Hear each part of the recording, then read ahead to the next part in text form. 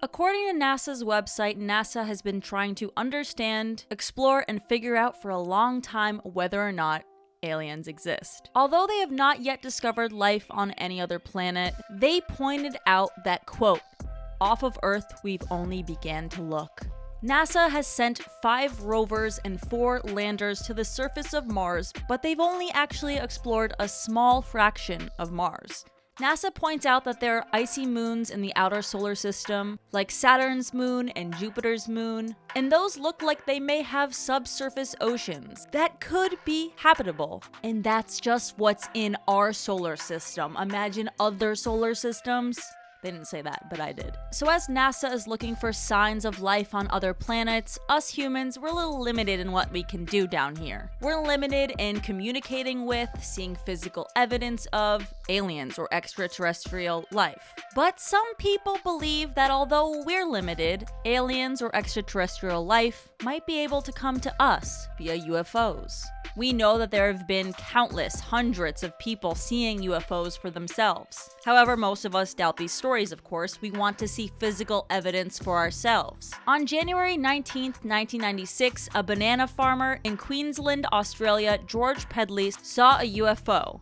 He stated, "A flying saucer rose at great speed near the lagoon." And he allegedly got proof of it, because this supposed alien aircraft left a 9-meter in diameter nest-like mark in reeds, then referred to as the Tully saucer nest, or the Tully crop circle, and gained international attention. But this Tully saucer nest was just the first of many recorded crop circles in the modern era. My name is Caleb, this is Xenu, and we are Cauldron Convos, baby! Did you leave some crop circles, Xenu? I wish I did. I'm just crop dusting, baby.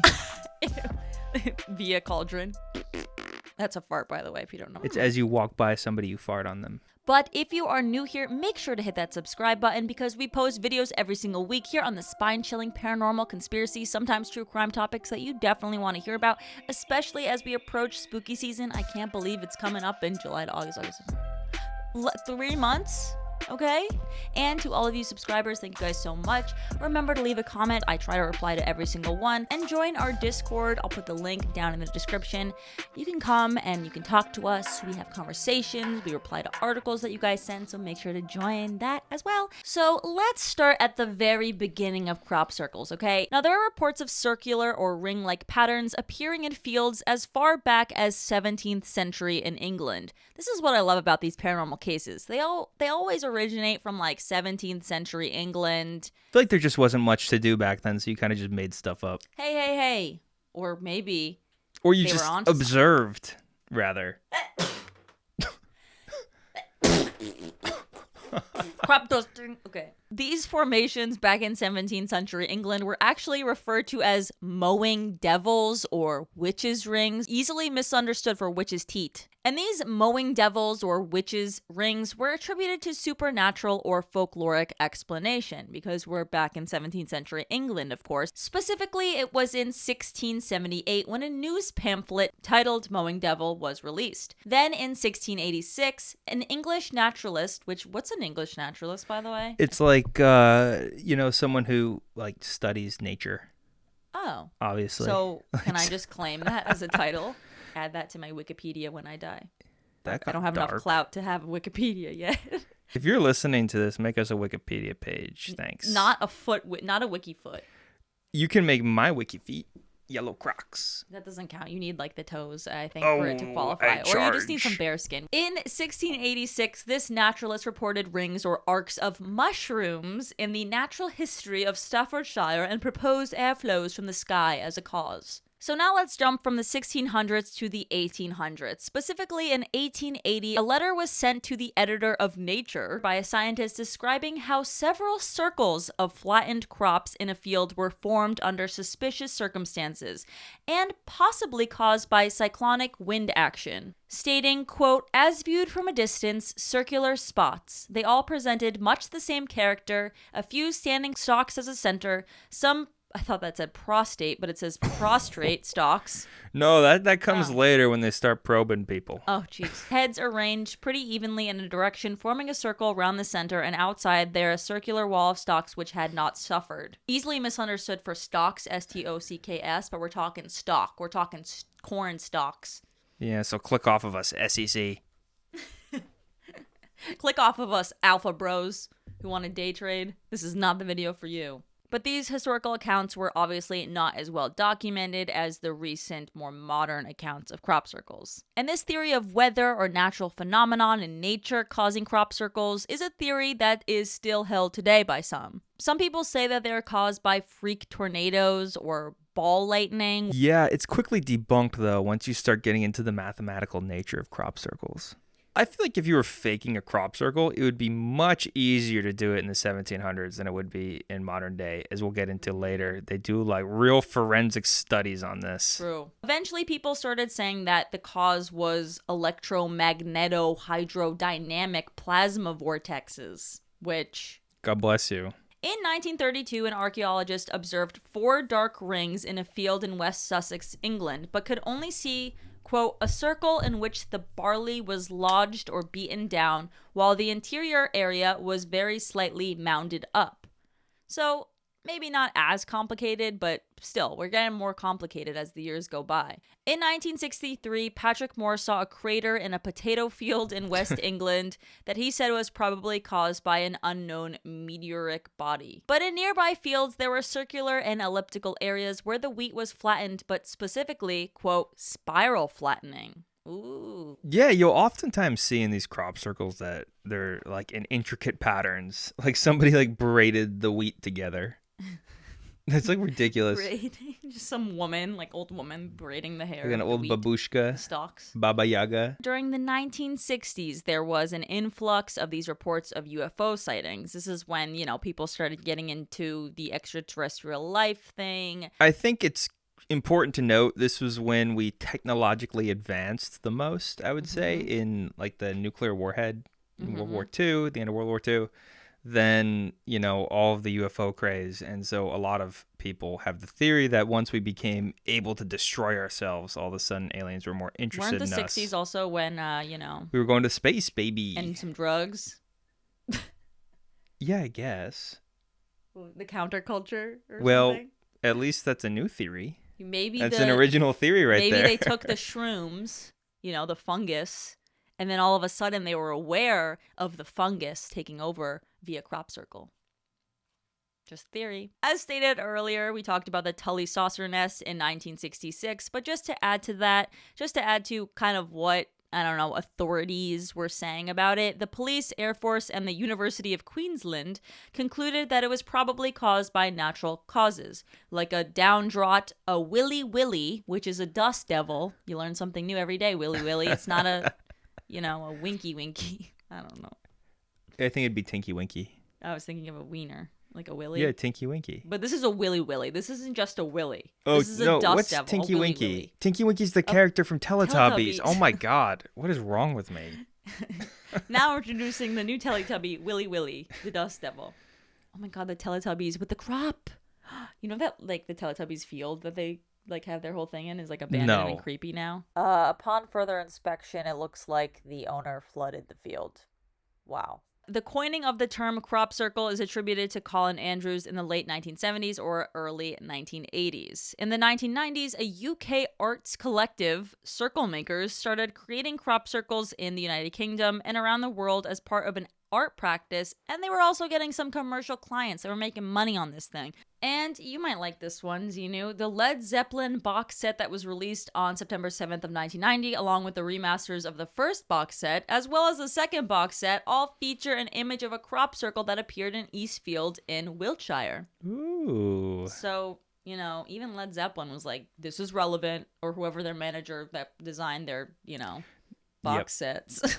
In 1991, these two guys, Doug Bower and Dave Chorley, claimed that they started the crop circle phenomenon back in 1978 when they made their first one. Yeah, just forget about everything else that happened in the 1800s.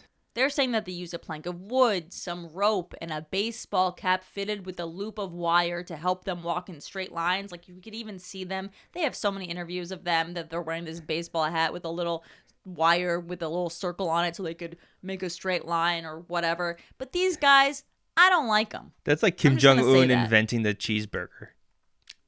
Oh, I thought that was real for a second. Well, I never did. I didn't know that happened. You watched the movie The Interview and you believed that all this shit that they say in it. Like, he got 18 holes in one on the first time he played golf. Or how North Korea has had 0 cases of COVID. It's true. It's true. Those are the numbers, baby. Yeah, it's interesting going to these guys. The BBC did an interview with them and asked them to recreate one of the crop circles that had appeared recently. And they were so bad at recreating it. Yeah. Like, it just looked terrible. And when they asked, like, oh, there were no footprints going in or out of the field. So they said, oh, how did you guys get into the field? They said that they pole vaulted. And these are like these are men in their late 60s or like in their 60s they don't look super fit. I mean, I don't know. I don't want to comment on their looks. I go on the Peloton every day, but I don't think I could pole vault more than into a field. 5 feet. You know how big these crop circles are? They claim that they made more than 200 crop circles between 1978 and 1991. Also, like, why are you wasting your time doing that? Like, what are you doing? Well, just to, mess with people. It's like, why do people dress up as Bigfoot and create fake videos and stuff? Yeah. Notoriety. As you said before, their crop circles that they had to recreate for like these interviews, these whatever they were doing to prove that they did it, they were out of alignment like nearly every time. Their recreations looked nothing like the ones that they claim that they made. When he was doing it for the news, he accidentally made the crop circle twice as big as he had on the diagram and what he was supposed to do. So he just gave up on making it. And he was like, oh, well. They kept changing on what year they started making the crop circles. Like, first they were like, oh, 1978 we started. And then they were like, oh, no, it was 1975. Oh, no. Like, they kept changing their story. And lack of consistency, I don't trust it. And I think people like this do a huge disservice to the whole crop circle phenomenon because, like, when you're looking at more of the legitimate cases, we're going to get into in a minute, like the shocking stuff. But, like, they go from intricate mathematical precision to these bimbos who probably have made... they've probably made some crop circles, but they suck. But after 1991, when they came forward and said this, there was actually an influx in people making crop circles. In 1992, 2 17-year-olds were the first people to face legal action after creating a crop circle. The owners of the land actually sued the teens for $3,000 for damaging their crops. But the presiding judge ruled that the students were only responsible for the damage caused in the circle itself, amounting to about $30, and that 99% of the damage to the crops were actually caused by the thousands of visitors who flocked to the farm following the media's promotion of the crop circle, so that they weren't liable for this. Which is kind of cool. Thanks, Judge. I feel like that's nice. He's like, these 2 17-year-olds were just making a crop circle. They're just pranking. Yeah, but if it ruins their crop. So True. Oftentimes when you see these hoaxes, it will ruin the crop. Versus a real crop circle, they will actually, grow back a lot stronger than the other crops. It's really weird. It's like an inverse crop circle. Like the wheat will grow back undamaged. Mm-hmm. And then it will grow back larger and stronger. Yeah. And we're going to get into this in a bit, but there's a lot of theories that exposing crops to light radiation cause them to grow stronger. Yeah. I've been meaning to microwave some tomato seeds or something. Mm-hmm. Although farmers do, express concern that this is damaging their crops, the local response to the appearance of crop circles were often enthusiastic, with locals taking advantage of the increase in tourism and visits from scientists, crop circle researchers, and individuals seeking spiritual experiences. A lot of, of these new age believers, they were going to the crop circles and thinking that it was like a spiritual moment for them, some communication with the aliens, maybe even. And the crop circle phenomenon actually generated bus and helicopter tours to see these circle sites, even walking tours, t-shirts that they were selling, and book sales. Now we get into the 21st century crop circles. In the 21st century, crop formations have increased in size and complexity, obviously. And there have been some crop circles with 2,000 different shapes. This is getting crazy. I read somewhere that crop circles is a nerd's version of graffiti. I love it. I love it. I love it. A researcher found that crop circles in the UK in 2010 tended to appear near roads, areas of medium to dense population, and cultural heritage monuments such as Stonehenge or Avebury. And the interesting thing about Stonehenge, that case where the crop circles were there, first of all, they were amongst the cooler crop circles, like the legitimate ones. They weren't sloppy ones that were clearly made by some bloke. But, you know, Stonehenge has 24-hour security, and nobody on the security team saw anything. It's almost like they appeared. And they did note that there was a light steam above the crop circle when it was forming. Whoa. Since becoming the focus of media attention in the 80s, paranormal ufological investigators started becoming interested in crop circles and the meanings behind the messages or patterns the crop circles displayed. Many New Age groups, as we said, incorporated the crop circles into their belief systems even. Some paranormal advocates think that crop circles are caused by ball lightning and that the patterns are so complex that they have to be controlled by some type of entity. Yeah, so the ones that become more complex and, you know, where they're like actually shaving the grass and stuff, creating these incredible images, I think that definitely has something to it more than, you know, a bloke. Yeah. Yeah. I mean, they say even that Gaia asked to stop global warming and human pollution through these crop circles. Some people believe it's God sending messages with the crop circles. Maybe it's Greta Thunberg. Yeah. Some people think it's supernatural beings, the collective minds of humanity through a proposed, quote, quantum field, or, as we said, aliens, extraterrestrial beings. So take it however you want to take it. We're just reporting on what we saw and read. In 2009, the Attorney General for the island state of Tasmania stated that Australian wallabies had been found creating crop circles in fields of opium poppies, which are grown legally for medicinal use, after consuming some of the opiate poppies and running in circles. Is that real or did I... Yeah. Which part is not real? It's all real. It's all real. You said, is that real? That sounds pretty real. Because one, funny. They grow medicinal opium.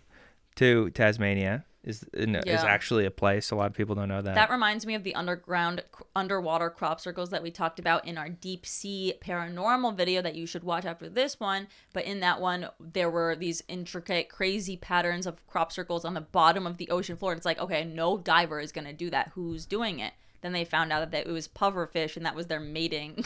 Well, okay, there's a difference between women. a crop circle on the bottom of the ocean floor and like an intricate mathematical equation. Yeah. Displayed No, I'm just saying the wallaby one reminded me of wheat. it. That it was like an animal that, you know, was making It was this. probably But a pretty shitty crop circle. different than all things considered. I don't think they're doing calculus in that crop circle. So let's look at the plants, okay? Let's see what theories some scientists have come up with to try to prove that this is not human-made. This is something else. Genuine crop circles, the plant still grows just horizontally, they claim. The ones that are man-made, they are kind of dead. Well, Once they're the broken. Crop circles met. Yeah, they're broken. Versus they're saying that the genuine crop circles, which probably less than 20% of the ones out there, that the plant's not dead, that it still grows. It just grows horizontally because it was flattened gently, not crushed.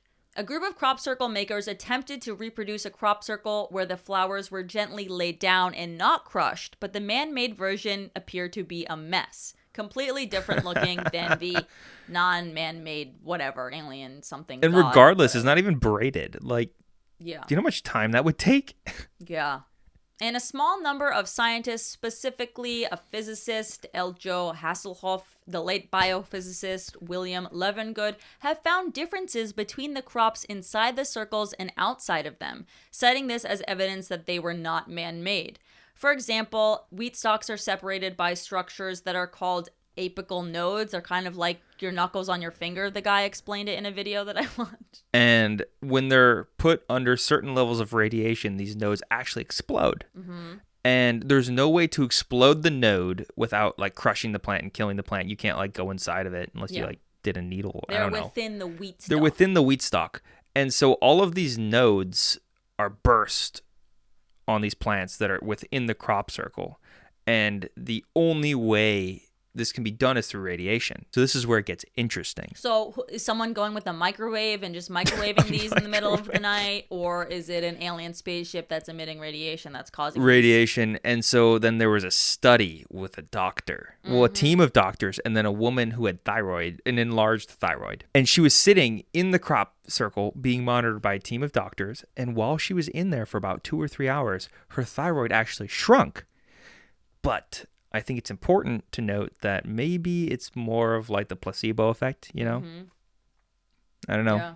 Food for thought. The sources on that, obviously, take it with a grain of salt. Yeah. And some crop circles are left with a dust of magnetized iron, meteorite iron as well, which is kind of crazy. Like, what is someone dusting? I'm just picturing a bloke from England dusting a crop circle with some magnetized iron over here. That's a lot of work. Do you know anything about the ley lines on Stonehenge and a lot of the crop circles appearing near Stonehenge? Oh, because they're on ley lines, and people think that this alien spaceships need to be on the ley lines because do you understand what a ley line is? I thought it was like all of these lines that are certain locations in the world that like have. Sure, just explain which I don't know what I'm talking about. I don't know. I know ley lines and sailing. There is also a lot of crop circles near a place called Silbury Hill, and Silbury Hill is all made of chalk, which is weird. Which the chalk does something. I forgot what the fuck it does. It does something to help their alien spaceships. Jesus, what am I turning into? But Levengood, this guy that was talking about the nodes with the popcorn and the wheat, he published papers in a journal in 1994 and 1999. In his 1994 paper, he found that certain deformities in the grain inside the circles were correlated to the position of the grain inside the circle. Wait. Yeah, I don't know.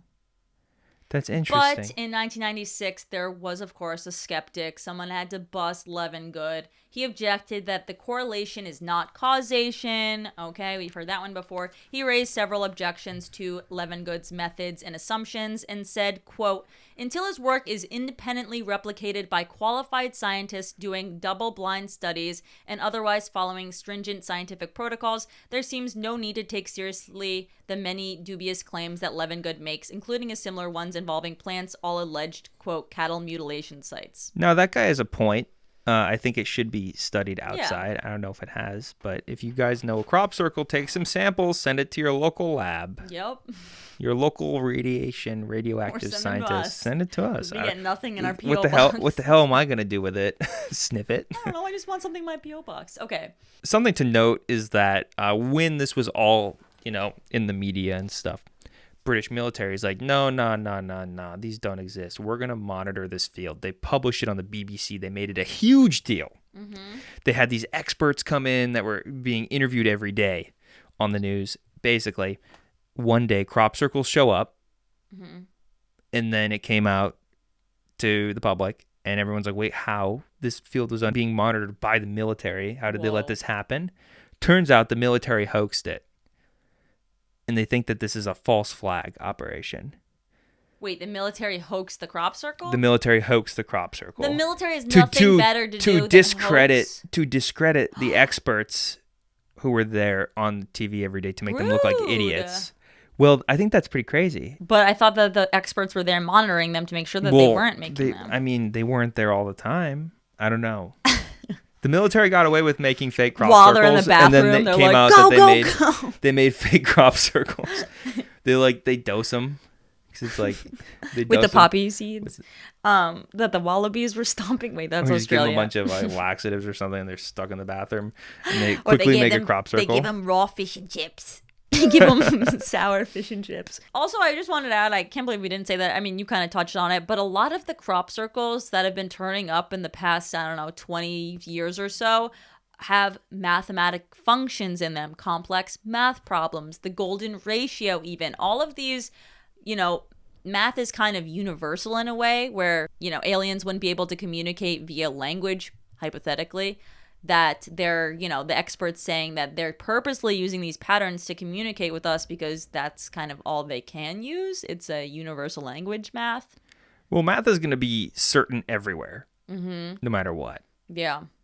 it's like the rules of the universe, which is pretty cool. Yeah. And it's like, I remember I saw a science exhibit where it's like, oh, like they like mapped a seashell and then they mapped a butterfly's wing and they mapped a flower and it's all the same little pattern. Throw that up. I forget what it's called. And I don't know how reliable this information is, but we did find from a, YouTuber with over probably 2 million subscribers, but he noted that the Roswell rock was basically a rock that was found in an area, and it was pretty weird looking. It had some type of carving in it with a pattern, but when it was studied under a microscope, it was very smooth with no evidence of sandblasting or carving, or no evidence that it was human made.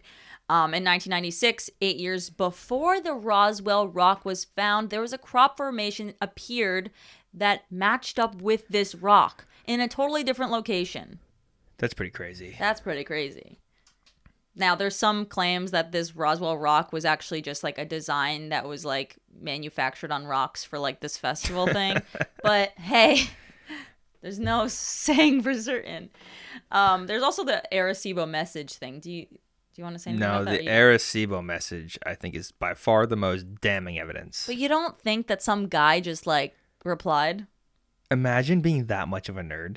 That would be like a whole life, like, long goal. The Arecibo message was a message that we blasted out to space 40 some odd years ago, and we pointed it 1974. 1974. And it was meant to demonstrate our human technology, our human achievements, rather than a real attempt to, communicate with aliens. So they say. It had a bunch of information in binary code. Well, I'll show a photo of it, but yeah, it basically had numbers 1 to 10.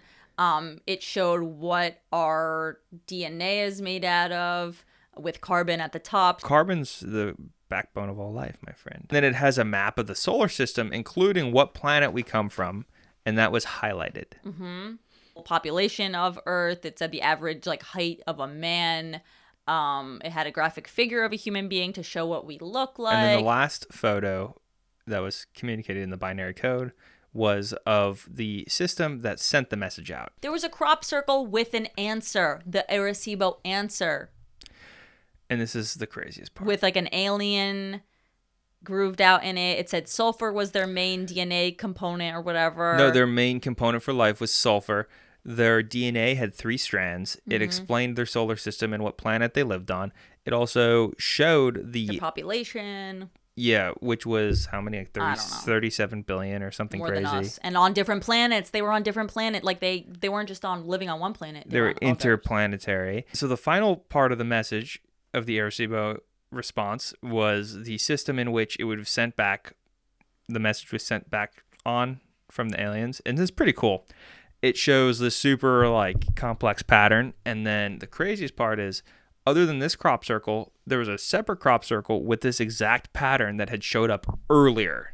Oh, really? Showing the satellite dish that had responded to the message. That's crazy. So, and this crop circle is one of those goofy ones that are impossible to replicate. So take that for as you will. Yeah. I wanted to talk about some things I found on Reddit, on internet forums. Some comments that people made that I was like, yeah, you know what? That's a good point. But this person on Reddit said, why would they limit their pattern drawings to fields of wheat? They could have just easily made sand circles, dirt circles, or flower bed circles. If they really wanted to demonstrate their might, a good pine forest circle or two would get our skeptical tongues wagging. Yeah, I guess so. Why would they use a communication method that's so easily copied by 2 drunk guys from Hertfordshire? It's not easily copied, though, and that's, I think, a very large public misconception, including mine. My own arrogance fell to that, where the difference is, the braiding, the weaving, the patterns. It's just, the evidence of no people being there, the radiation, the nodes being exploded. There's just a litany of evidence showing that this is not normal. Yeah. And then one last thing, it was kind of funny that I found on a Reddit thread called writing prompts, where people give other writers prompts to, write and be creative.